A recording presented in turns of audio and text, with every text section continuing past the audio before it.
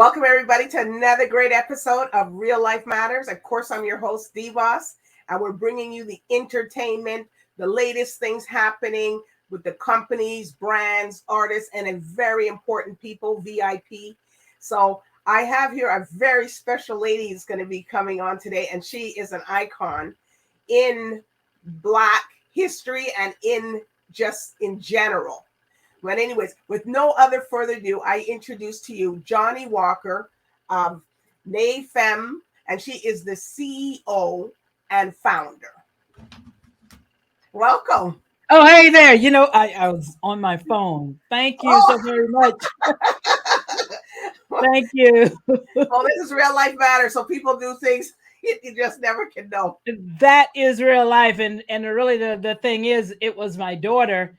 And generally, it's like I always tell her, can't you just like pick up the phone and call me? But she will text, she will text, she will text. And so when she texts, I like people to call me too. This texting thing is just, I guess it's old school, but it's like there's no emotion in a text. No. You don't really feel, So you don't know what they're telling you, if they're upset or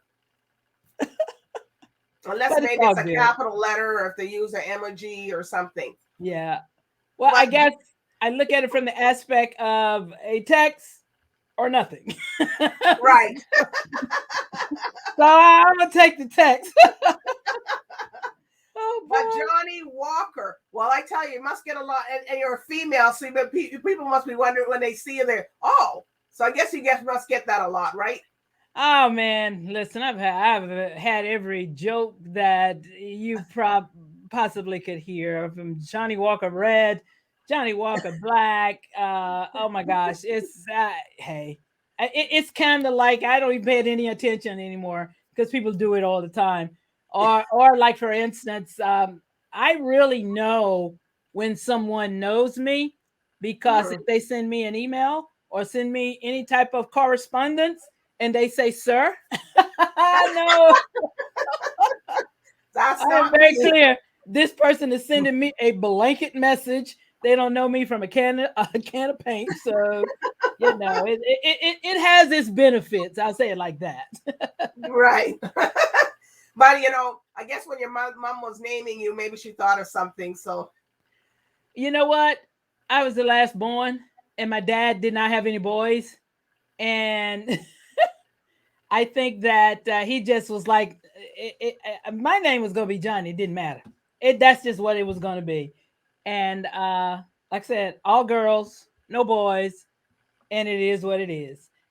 Growing up, I just thought I was the meanest person in the world to give me this name. But as I grew older, and especially as I got into the music industry, I mean, it worked. It was like really cool name. But I always was angry because I thought it was so masculine. I thought I didn't really identify with it. And kids used to call me Junior. Kids can be so mean, They can. That's terrible. But hey, it all worked out. It totally worked out. Well, it's too bad you couldn't get some of the money from the real Johnnie Walker. Oh man, that would really be nice. When I used to work at DreamWorks out in LA, I had a really cool relationship with the company, and I mean, they used to, golly, I had all of them. My office was laced with the gold brand, the blue label when it came out, the red, the black. I had their leather jackets, leather garment bags, briefcases, everything. I had Johnnie Walker on it. I think I probably had it. They probably gave it to me. I would always say, "This is really nice. You guys want to give a sister a check?" Oh boy. So, how long have you been in the music industry? Oh wow. Okay, people, put your calendars away. Okay. It's been a really long time. Definitely, I would say about 30, 35 years for sure. Yeah. Okay. And what type of genre of music? What type of genre of music do you do? Or well, now, let's say it this way: my most success has been in hip hop. But when I was at DreamWorks, it was R&B mostly. R&B soul when I was at DreamWorks. But my success, where probably most people know me, It's in hip hop. I was at Def Jam, senior vice president for 15 years. So that's what people really know That me was for. you. That was me. So what, you were there. So what made you just say, okay, I got to move on? Well, the music was changing. A lot of things were happening. The company was changing.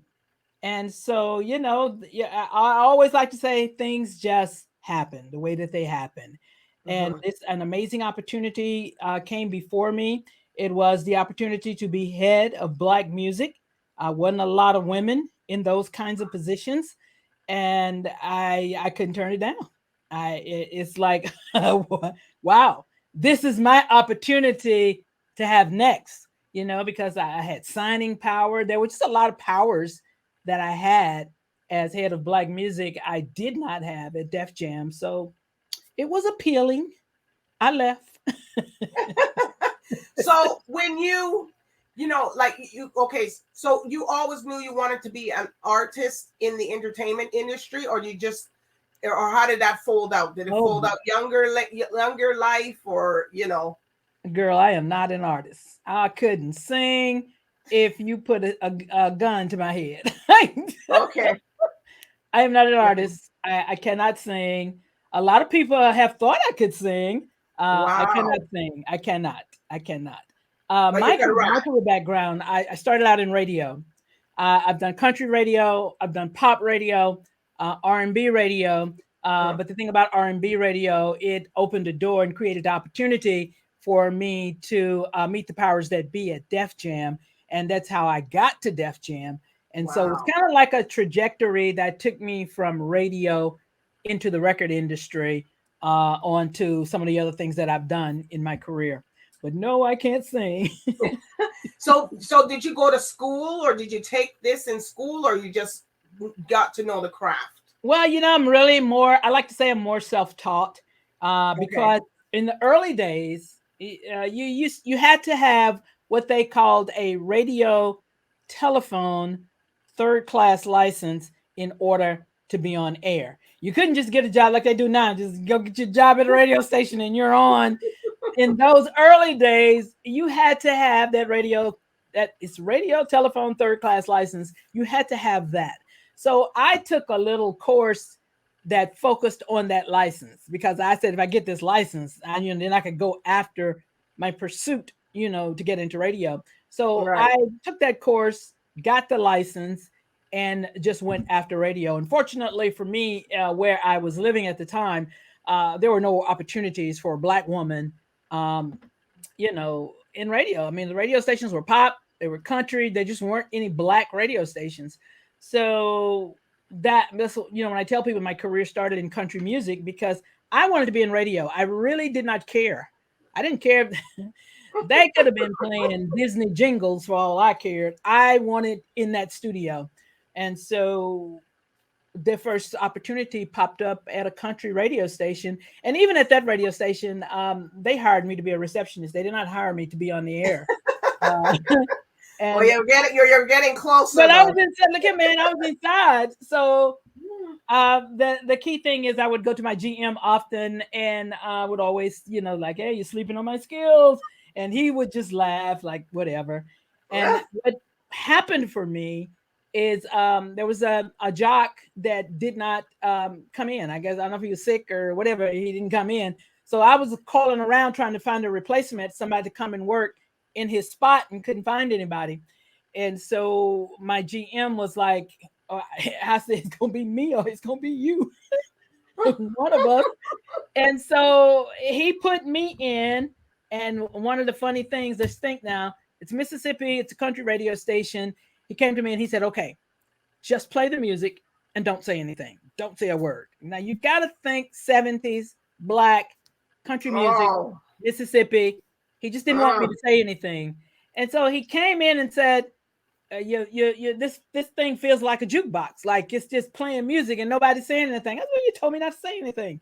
And he's like, well, read the weather or tell people what time it is and that kind of thing. And so Oh. I read the weather. I said a few things. He came back in and said, wow, you don't sound half bad. And I'm looking at Wow. him like, I told you were sleeping on my skills. That's what I wanted to say, but of course I didn't. And he just like, I don't know, he just kind of liked me and said, well, why don't you come in tomorrow? When you come in, I want you to do like 2 hours on the air. And so that's really how I got started. I came in to do the reception thing. I was the station's receptionist, but I would do those 2 hours on the air. And so the other thing that was the elevation for me is I kept bugging him about letting me play black music. And that was the joke around the station. It was a country Wow. station, but I wanted to play Michael Jackson. He Well, eventually, Michael Jackson has pop. It's pop rock. oh my goodness. But the funny thing is, he eventually did let me have 2 hours at night playing R&B music. And so that was kind of like my entry. And I was on 10 o'clock to midnight. It was so popular that he came in and said, well, let's move this down to 8 o'clock. So it was like 8 o'clock to midnight. And he said, well, let's move this down to 6 o'clock. So I actually was on the country radio station for 6 hours every day Wow. playing black music. And so that's really how it started for me. So can you tell everybody, Johnnie, where do you come from? Oh, girl. Ah! I come from a very small town in the state of Mississippi. Ooh, Population probably at that time probably about 12,000. Everybody knew everybody. wow. We all lived in the same block. So that's really, I mean, like I said, it's a very small town in the state of Mississippi. It sits kind of like in the mid-south of the country. We're Okay. close to Tennessee, close to states like Louisiana. I think we border Arkansas, those Mm. states, but small town, very, very small town. Yeah, and they were and the thinking, and so from you evolving from the country into the R&B and letting them do that down there, they're not really thinking like that. Well, like I said, you got to think 70s, and I don't know how Hmm. much, from the civil rights movement and all of that was occurring at that time. It had its challenges. Okay. Challenges in that this was a country radio station. How dare Hmm. you play the Isley Brothers, Earth, Wind, and Fire. Earth, Wind, and Fire, Aretha Franklin? How dare you? Um, But at least they paid KC and the Sunshine Band, so they couldn't feel that bad. maybe, but it was kind of like I said, you had some people that rebelled against it, some that was like, okay, it's a party. So it just took a little while for people to grasp it. And when they did, hey, I'm a pretty personable person. So it didn't take people long. But in the Hmm. beginning, there were a few challenges. I'm not going to front like it was peaches and cream. It was not. Uh, No, well, it could have been because you're changing the whole evolution of yep, bringing R&B disco into a station, absolutely. Absolutely. It was and fun. it's tough. That's a tough. You, Like I I said, know it was you fun. had your helmet on every day you came into work. Girl, I had my helmet on. I had my bulletproof vest on. I had my battle boots on. I came in ready. I came in battle ready every day. Um, I but was it talking was to a band that they the guys actually they were on TV and people didn't like their music and the people came out and started a fight. wow. Well, I had a It was unique terrible. situation.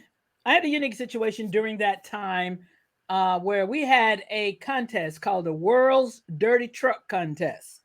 Mm. And my GM came in that afternoon and said, what time are you arriving at the contest? I'm like, please, I'm not coming out there. And the reason why I was not going, imagine dirty truck. Brothers, you better not put no mud on the brothers' truck. So Ooh. I knew wasn't gonna be any black people there. So No. it was I just felt I had no business there.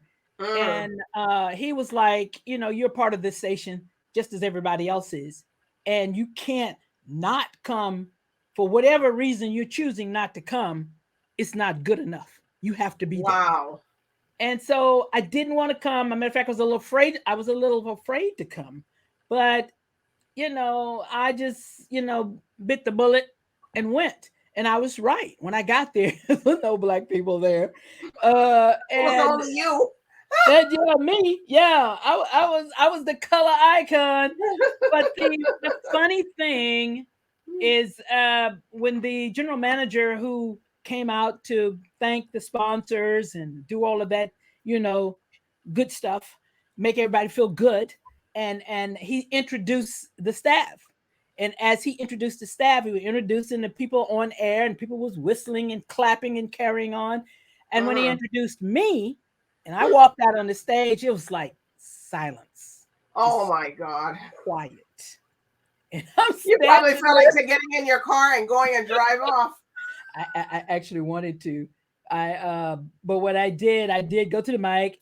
I said something. I have absolutely no idea what I said. But the funny thing is, there was a guy there that said, "Well, I'll be darned." I used to call myself Lady J because I hated my name. I thought it was too masculine. So I called myself Lady J. And this guy was like, "I'll be damned. That is Lady." And he did this really loud cow whistle, and he started clapping. Then everybody else started clapping. And so that was like, I look over at my GM. Whew, okay, All we right, got we this got over one. that hurdle.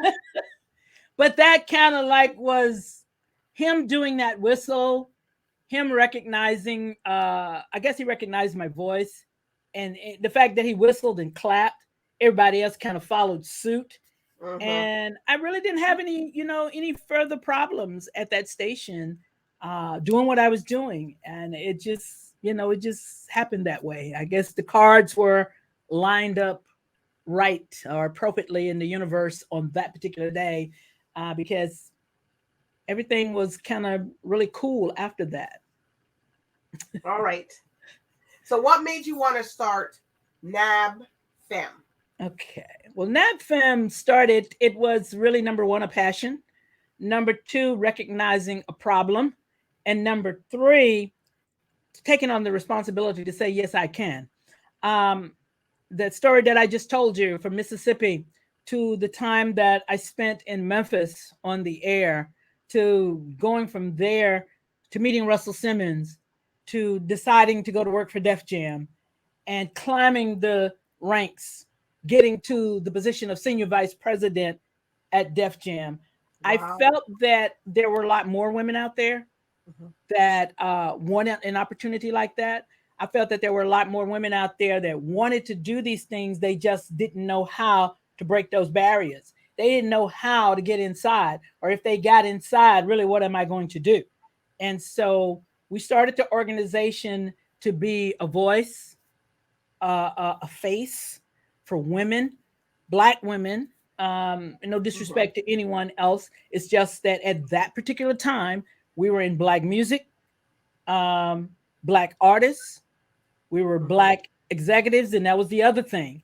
They guys did not refer to us as executives. I mean, yeah, you got the gig, whatever, Mm-hmm. That's but just they Johnnie didn't over like there. treat us like executives. So that's where the name came from, the National Association of Black Female Executives, because we really focused on that Black female executives thing. We're not going to wait on you to call us an executive. We call ourselves executives. So we put the group together, and that's how it started. Us wanting, needing, and demanding a voice, Mm. and not to be deterred because somebody said no. Okay, so if you can't go over here, then we'll go over there. You can't Mm. say this, then we'll say that. And that's really how it started.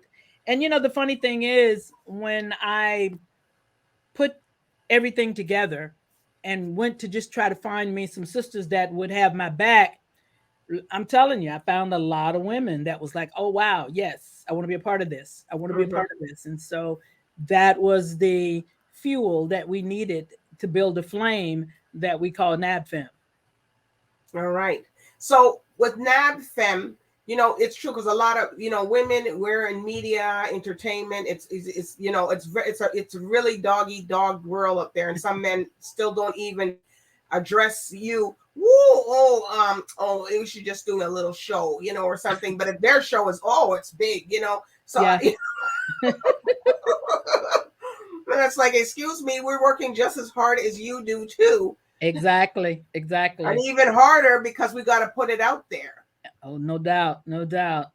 We're always, working twice as hard, putting twice as much effort in, sometimes triple the effort, doing three times the work, just Mhm. to be accepted or just to show that we're qualified, to do the work. When in fact, we are. It's just that they don't recognize that, especially then. Obviously some things have changed, but there's Mhm. still so much more work to do. There's There still is. so much more that we have to, I hate to use the word prove, but that's kind of sort of like where we are sometimes. So there's still more work to do to get the job done, so that the inequality does not exist.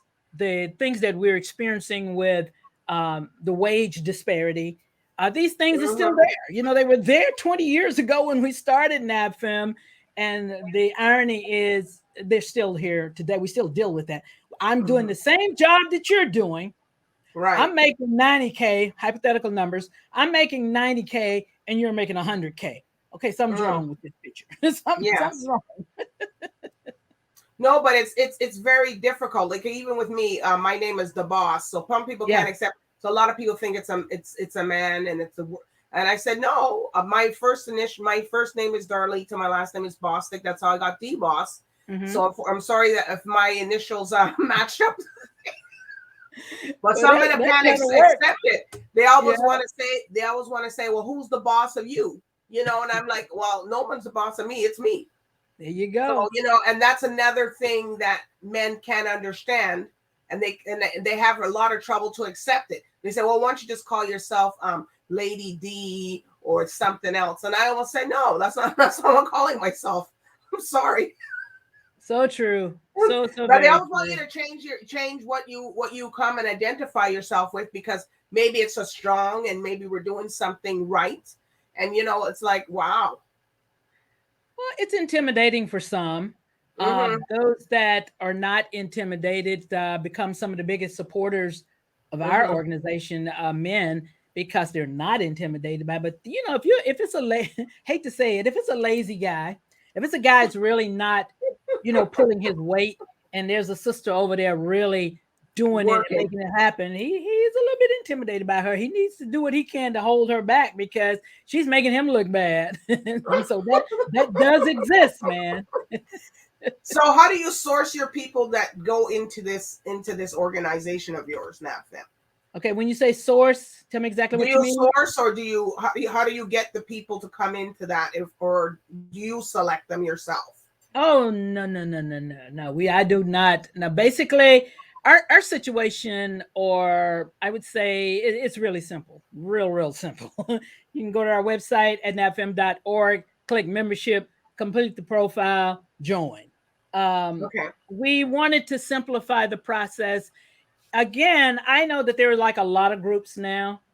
So many groups now. See, back then all of that did not exist, but there are a Mm-hmm. lot of groups now. You have to be of a certain caliber, like you're at a certain type of company or something like that, and you have to get Oh, okay. invited in, or certain people have to bring you in. And I know that that's out there, but we strive to inspire. We Mm-hmm. strive to educate. We Mm-hmm. strive, to come together and work together to create things that's going to provide meaningful results. So it's really not about where you work, who you are, what you do. So we might sit down with somebody as powerful as Sylvia Rohn, and sit down with a sister trying to find a job. So at the end of the day, we're women, and we're Yes. all trying to climb this ladder, so to speak. That a lot of times there are a lot of roadblocks, there are a lot Mm-hmm. of challenges, and so we try to minimize those challenges. We Mm-hmm. try to teach, and I say try because everybody doesn't listen. And for those that Mm-hmm. will listen, those that will utilize the information, we teach or educate, we inspire, we motivate, we use faith. I don't you pray to whoever you choose to pray to. Mm-hmm. I'm not telling you who to pray to, That's but right. we are believers. And so Mm-hmm. these are just things that we do. And Right. we believe that as we come together, in a meaningful, sisterly fashion, that what I do can help somebody else. So it's like what I know can help somebody else grow. And that's how we get our people. We do seminars on college campuses, high school campuses. Okay. We have events ourselves, obviously pre-COVID, in hotels and different other places, just Mm-hmm. to share our platform so people know who we are and what we're doing. And obviously, just like everybody else, we're on social media. We use that as a means of communication and Right. bringing people into the fold, if you will. COVID has really played havoc on us, but Mm-hmm. we're still here, and we're still we still are dressing the charge. So what do you do if somebody, for example, comes to you and they say, "Oh, I'm an artist. I'm up and coming, and and but I really haven't did anything yet." well, they just well, they just said their whole thing right there. I haven't did anything yet. So my question to that person would be, what do you want to do? A lot of what I like to try to I would say impart upon people is it's more Yes. than one thing to do. It would be nice if we all could be Beyonce. I'd like to be Beyonce, but Mm-hmm. that's not Everybody real. can't be like that. That's not real. So what is real? What is real is there is a myriad of job opportunities in this game, and you can play in this game, handling, mastering those jobs. It's just that you ain't got the mic. So if that's who you are, and you Mm-hmm. are an artist and you want to record and all of that good stuff, then you got to do some work. A lot of the artists now, they just want to they want microwave careers, meaning they Mm. want to get some beats, pop some Use lyrics on top auto of the beat, tunes, auto tune, auto auto tune, tune, whatever, put it in the microwave, press 3, and here I am. and here I am. So, it's like I see people spend money like, um, I'm going to pay Billy publicist X amount of dollars. With it. Okay, and the publicist has no story, but you just spent your money. And You don't even, maybe you listen, don't even have a song out. Some people don't even have a demo. So what do you do it's with those people that come to you and they don't even have a demo, and oh, but I want to be a big singer. well, like I said to you a minute ago, I do the best that I can to encourage Yeah. them. I try to inspire them. I let them know what the roadblocks are going to be. If they choose not to listen in regards to the roadblocks and the Mm-hmm. challenges, there is nothing that I can do. Not gonna stress myself out trying to tell you because you don't want to listen. I have people that come to me and say they just want to get their song on the radio. They don't really Mm. care about anything else. They feel if they get that song on the radio, It's gonna hey, make a hit. it's gonna make a hit. And so I'm trying to tell them how to set it up, some things that they need to do. They don't want to hear that. Mm-hmm. They just Copyrights, all this other stuff. they don't care about that. They want the song on the radio. I'm like, Wow. okay, you will not be calling me at 2 o'clock in the morning. But it's hard because the reason why it's hard is because I care Yes. and I do understand the pursuit of your dream. Mm-hmm. Nobody could tell me that I was not going to be on the radio. So trust me, I understand. It's just that I was willing to do the work. Uh, Yeah. If so you're willing to put in the work and the effort and the time to you nurture your craft and master it, then it's okay. But these it's people okay. that don't want to do that, they just say, well, I think my mom and my dad said I'm a good dancer. Okay, did you go to a dance academy? Did you, which place did you go to? Yeah, I know. Listen, Because I get those too. And I'm sorry, people, if you're listening and saying, "Oh my God," but it's true. You have to study what you do. You can't just say, "I'm going to pack up. I'm going to go to LA. I'm going to be an actor." Well, are you taking some courses, or are you going to be? What are you doing? You think they're just going to pull you off the street? they're gonna say, "Oh, there's our next big star." Or there he is. We were looking for you, and that doesn't happen. Yeah, it's I the other thing I say, there's always an exception to the rule. It Right. is, but the thing is, one size does not fit all. I mean, if I know you heard of Lil Nas X, to me, that's the exception to the rule. That's like really. So It's true things that one happen. size doesn't fit all. Yeah, but one size does not fit all. They What worked they for Lil they base Nas that X? on a size that everybody can't fit in. Oh, absolutely. What worked for one artist may not necessarily work for you. It just may not. And the I mean, there are criteria and some the standards are a lot higher, you know. Like you can't just there are jump some into this and patterns. jump into that. There are some patterns that you can replicate, obviously, Hmm. but you still got to be your own authentic self. And Right. you've got to, yeah, I mean, you have got to have some idea of who you are as an artist and where you're Hmm. trying to take your music or where you're trying to go, Hmm. and but most of these, a lot of kids that I run into, and I call them kids because I can, uh, they want to be on the BET Awards, they want to be on these shows. You know I, how many people wait for that? You know how many people wait to even get on the judos oh or yeah, even get nominated? oh yeah. Well, it's And some of amazing. them just don't know how to take it. So tell us about women in power. You mean women? You mean women in jam, right? Women who jam. Women in jail. Yeah, women who jam.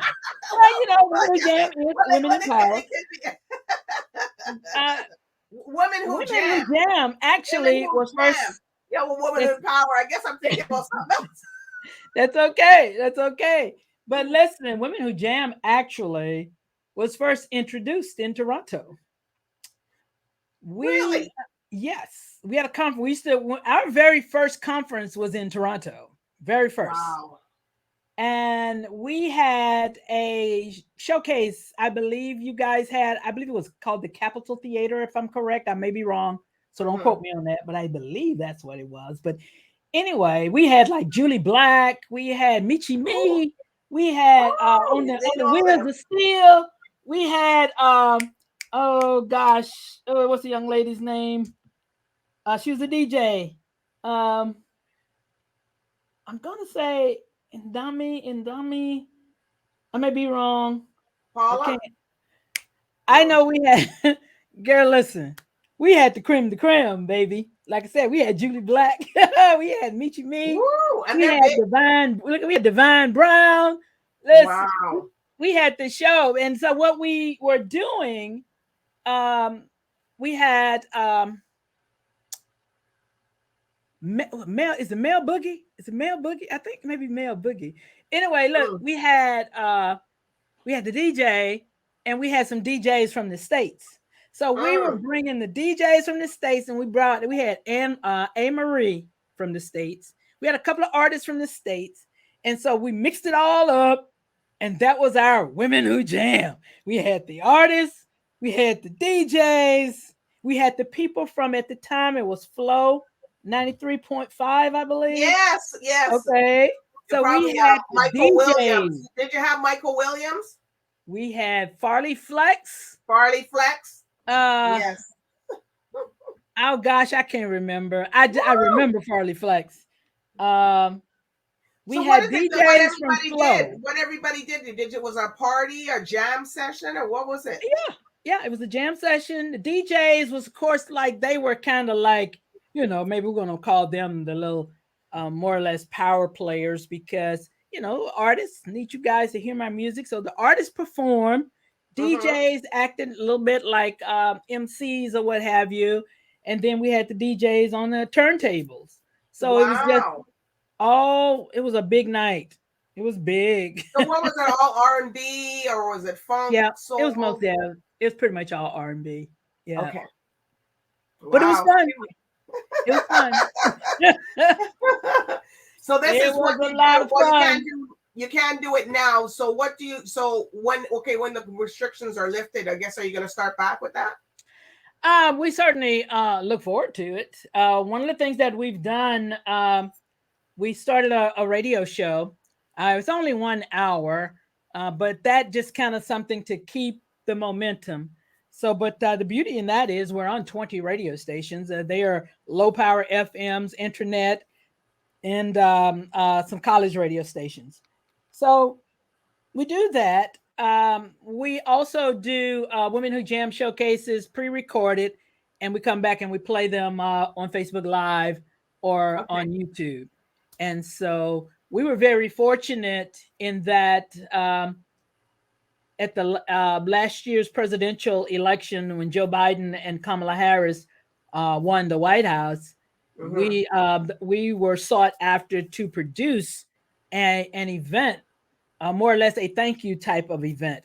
And we called it Sounds of Celebration, uh, Presidential Sounds of Celebration from Philadelphia, because we did it in Philadelphia. And they had given us the option of doing saluting Philadelphia or Atlanta. And for me, Philadelphia was just a little easier to put together. And so Okay. what we did, COVID all in our face, but what we did was we had a very small venue, and we had the artists that came in and performed, and we recorded the performances. We recorded the performances, put it together, created a show, and just played it back on Facebook Live and YouTube, and people loved it. So I would say that, with COVID-19, it's ought to be COVID-22, COVID being being as it is, we're utilizing the technology, Okay. just to keep our brand aware, keep people aware of our brand. We you know, post on our website, we post on social media. We do as much as we possibly can with the restraints that we're under, because for us, it's really about that live performance. It's really Mm-hmm. about getting the artists out there to the people and sharing the music with the fans, and then letting the fans have the opportunity to not only consume, but to embrace the music and embrace the artist. And you really Mm-hmm. have to kind of sort of do that in a physical situation. But COVID has really challenged a lot of that, and we've not been able to do a lot of the things that we've done in the past. Okay. So who would you like to work with that you haven't? Well, let's see. Who would Mm. I like to work with that I haven't? I don't know. Probably Missy Elliott. If I had, Well. if I could just pick somebody, probably. I just think she's a mastermind. I think she's Mm-hmm. incredible. Whether it's Right. performing, whether it's writing, whether it's producing, I just think she holds the key to so many magnificent things that I would love that opportunity to work with Missy Elliott. I've never worked with her. Wow. Um, and I don't see that old ego thing with her, which is another reason why I would like to work with Oh. her. Yeah, I don't see that. It might be there, but the few times that I have encountered her and been in her presence, I just didn't get that. I didn't get Wow. I didn't get that. Oh, I'm Missy Elliott. I never got that. Where there have been artists that, trust me. You don't even want to go around them. Oh, You're like, maybe if I I don't even want knew to do this was that. your personality, I would stay home. Yeah, and so Missy Elliott would be the artist that I would just love to work with. Mm. All right. So, what more can we expect from NABFEM? What would you Well, like to do? like I said a moment ago, even though we've done a lot of work, there's still a lot more work to do. And Mm-hmm. so we will continue regardless of the challenges. We'll do the best that we can to go around the challenges. One of the things that we are doing that I think is extremely important, and that is to tell stories. So many young people don't know they don't know the path of the artists that came before them. They just hear what they hear now, and they don't know. Mm. And I think it's very important to know. We should, it's like artists like Marvin Gaye that will sing Right. a song like "What's Going On" that is applicable and appropriate today. It applies to the situation that we're in right now. And I Mm-hmm. try to talk to artists about creating memorable music with longevity, Whereas you're trying to create a song that's good for right now. And I get that. I'm trying to get mine right now. I get that. But Mhm. just think about it. The in that song, what's going on? He's talking about picket lines. Don't what is it? Don't charge me with brutality, and things that he is Mhm. talking about in that song are applicable today. And so, and I think that a lot of times when kids hear a sample, a lot of times they don't know where that sample came from. Right. And I think that in order for our culture to expand, in order for our culture to not only build, but to regenerate itself, I just believe that young people that are making music now need to know where it came from. Mhm. So Well, look at that's, Isaac Hayes, "Wake Up Everybody." That no. song. Oh my goodness. Yes. Songs like that are applicable right now.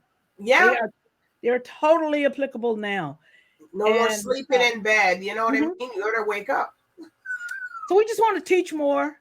We want to educate more. We want to Hmm. inspire more. We want to see more women in decision making positions, certainly um, in music, in sports, film, and TV, because that is how we expanded. Like I said, in the early days, it was just all about the music. But we have a lot of people, sisters in our organization that are in TV. They're in film. A lot of women that work behind the scenes. We have stylists, cosmetologists, people that all they do is put eyelashes on. Okay, but guess what? It's very necessary. No, but that's important though. It's very, If it's that thing comes very off important. in the middle of your interview, you have to wonder. You got to go right back to them and say, "Hey, I don't know what's going on here. Okay, You, yep. you need to go back."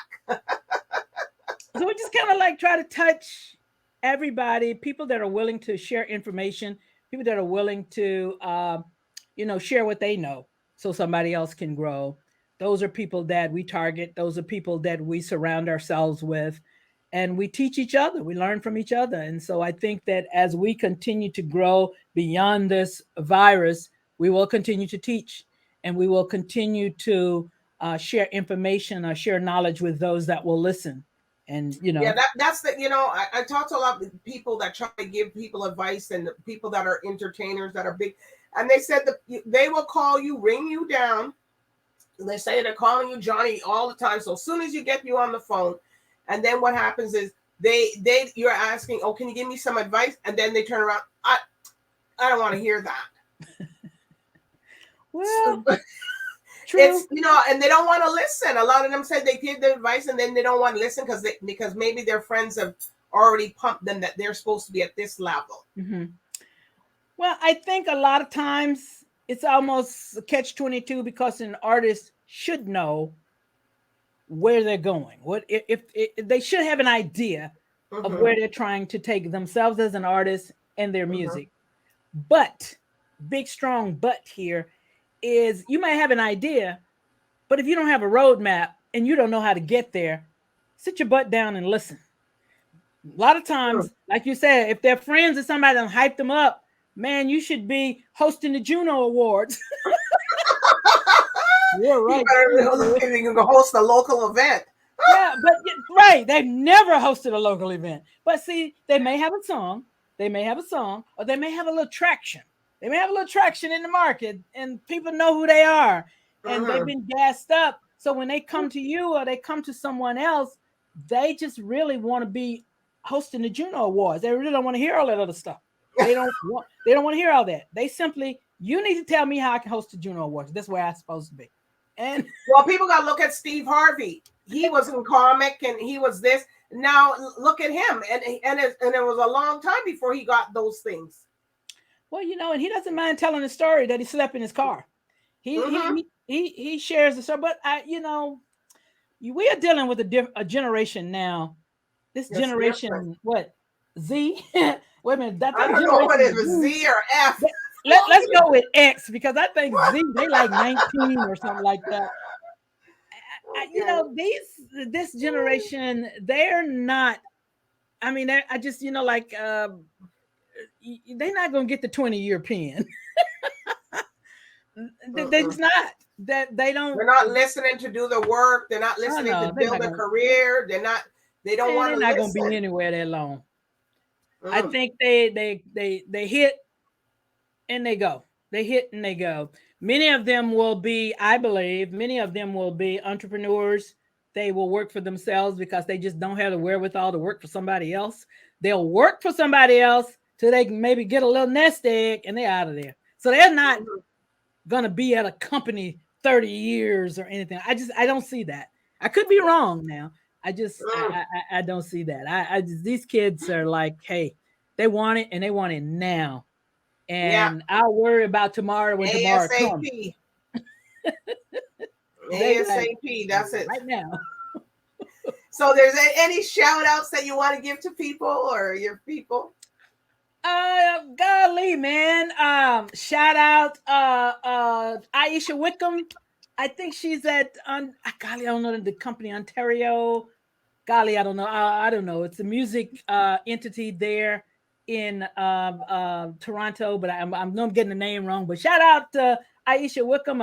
Shout out Gail Phillip. Gail Phillip works for